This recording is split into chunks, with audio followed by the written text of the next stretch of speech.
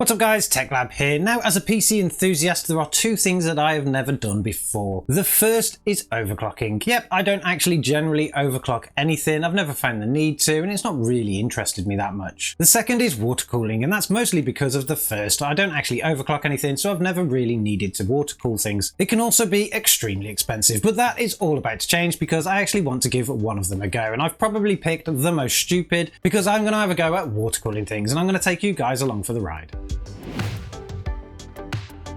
Okay, so recently I decided to get into a bit of water cooling, and mostly that is just for fun. It's really, I'm going to just try something new and give it a go and see what happens. And I managed to pick up one of these. Now this is a Corsair water block for a CPU. It's actually for an LGA 1200, which is perfect for our streaming system because that is an Intel 10th gen system. And while I was actually looking at this and some other components to put with it, which are extremely expensive if you're going for brands like this, I realized that I might actually blow it up. So I reached out to the community and you guys to ask for some kind of hints and tips to see what I should actually be doing. And a lot of you came back and said, what I need to do is actually set up something a little bit more simple just so I can get the hang of it. So that's exactly what I've been doing. And I've been ordering some new parts. Now this is not the complete kit at all, but I thought I'd show you guys what we actually had and go through a couple of the things that we've ordered because this is actually really super cheap stuff and you could actually do something like this too, although I'm not 100% sure how successful this is going to be. Now when it comes to water cooling, the concept is actually pretty simple. You just need a pump that can actually pump water from some kind of reservoir which actually just stores water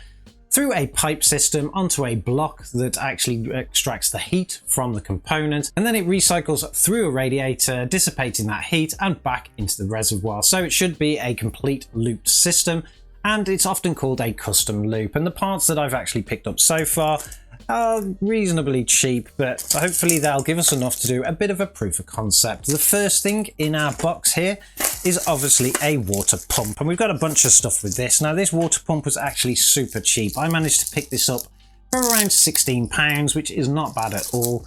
And I'm not 100% sure how successful it's going to be. It is a very basic water pump, but we'll grab it out of the bag and we'll show you what we've got. So the pump itself is actually very basic. We have a block top on the top there, which has got a thread, and obviously we've got the little pump fan in the middle.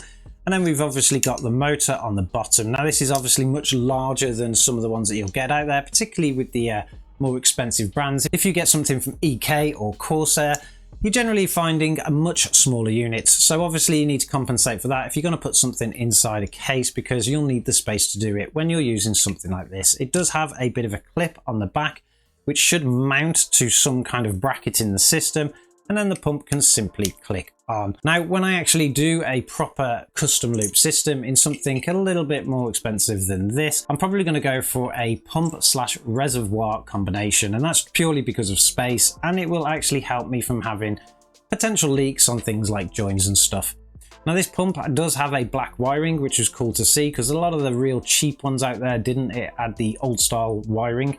But it does come with a Molex plug or a 3-pin. Now I'm not quite sure if I will use the Molex plug. All it will simply do is actually just provide a full 100% 12 volt to the pump, which will then pump the water around the system and out the reservoir and stuff. But it's good enough for a bit of a proof of concept, and it will help me understand how the systems work and how to test for things like leaks and stuff like that. So that is the pump we have. It did come with some other types of brackets. We do have some round brackets here. I'm not 100% sure what these round brackets are for. I'm not quite sure if they're actually to go around this, or maybe it's actually to go around a cylinder style reservoir.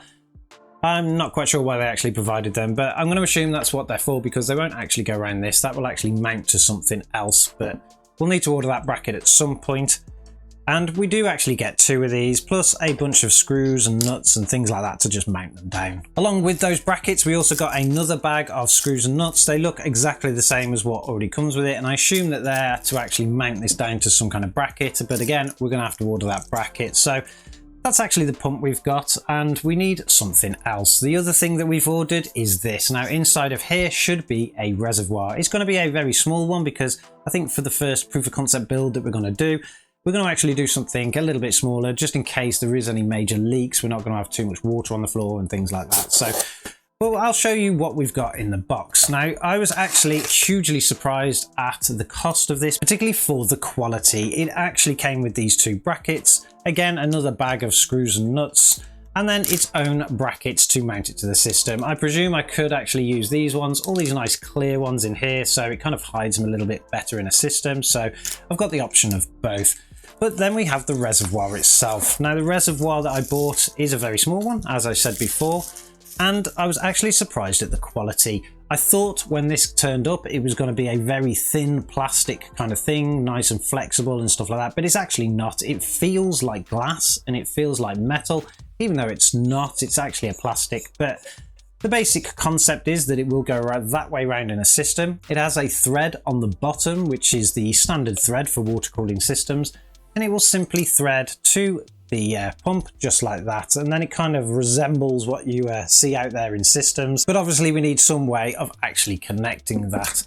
When we take the top off, it's a very simple system, and we can see how thick the actual plastic is here. And if we look on the side here, it's actually really thick. It's about 5 or 6 millimeters thick, which is why it's quite heavy and has this real kind of quality feel to it, even though this actually only cost me £12 delivered, so that's quite a good price.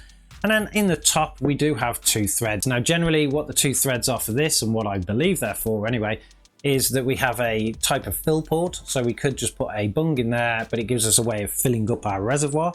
And then we have this little tube down here, which is for the return. Now I believe the reason that they have a tube in here is so that when you fill the water level up, you can just about go slightly to it or just above it, and when the water returns it stops any kind of bubbling up in the system. It can flow actually quite nicely, so hopefully that works, and hopefully it works for us. But of course, like I said before, we need to actually connect these things up, so I did order some additional things in the form of these.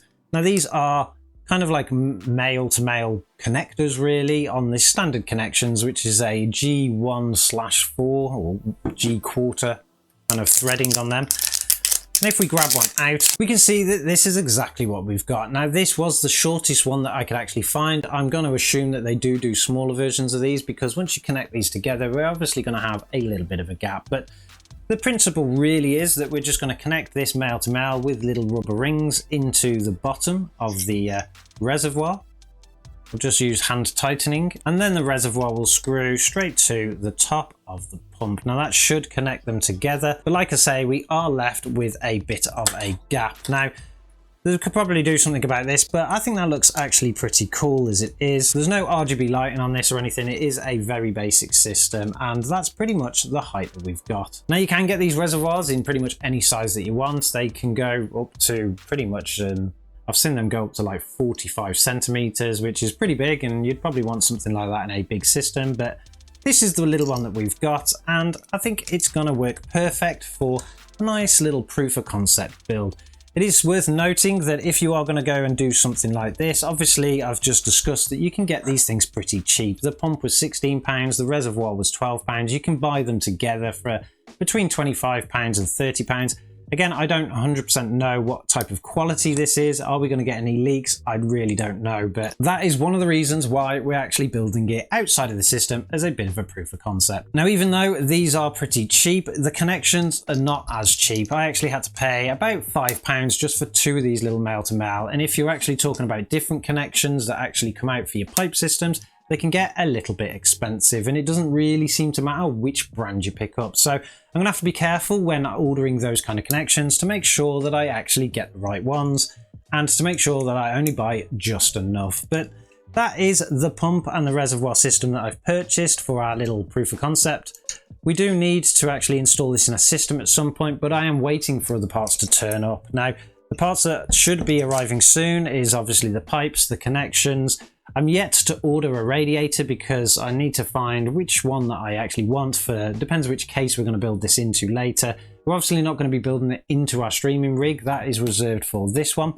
I need to obviously get a block, and for now we're just going to do the CPU. We're not going to actually water cool a GPU, but I want to know what you guys think, and I need your advice. So drop into the comments below. Is there anything that I've missed? Is there something or any kind of hints and tips that you can give me when doing this? I'm sure there is going to be a video taking you through the next steps, so make sure you hit that subscribe and the bell notification so that you get the videos quick. I think what I will do with this actually, once I've actually got the system tested, is probably get one of my friends to do a bit of a 3D print just to cover this gap here. I think we could actually do a nice little ridged kind of collar system, which would just finish this kind of thing off really nicely. But you guys are going to have to wait for that. I'm going to go and have a play with this now and see what I can actually get it to do. And hopefully the new parts will turn up this week. And I'm sure I will catch you guys in the next one.